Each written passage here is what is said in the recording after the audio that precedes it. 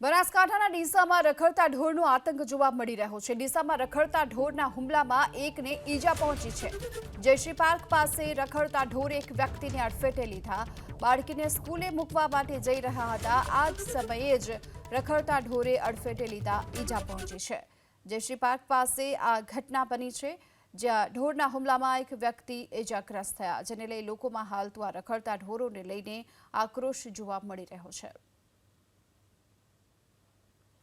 સવારમાં હું છોકરીઓને સ્કૂલમાં ભણવા મૂકવા જતો હતો અને મૂકીને આવતો હતો। પાછા આવતા મને ગાયે માર્યો અને અમે ઘણી પણ રજૂઆત કોર્પોરેટરને અને નગરપાલિકામાં કરી, પણ કોઈ નિર્ણય લેતા નથી અને વારંવાર આવો ગાયનો જલ્દી ઉકેલ આવે એવું અમે નગરપાલિકાને અમે કહીએ છીએ।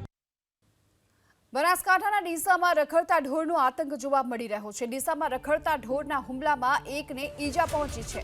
જયશ્રી પાર્ક પાસે રખડતા ઢોરે એક વ્યક્તિને અડફેટે લીધા।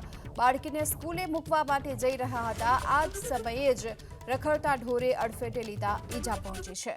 જયશ્રી પાર્ક પાસે આ ઘટના બની છે, જ્યાં ઢોરના હુમલામાં એક વ્યક્તિ ઈજાગ્રસ્ત થયા, જેને લઈ લોકોમાં હાલ તો આ રખડતા ઢોરોને લઈને આક્રોશ જોવા મળી રહ્યો છે।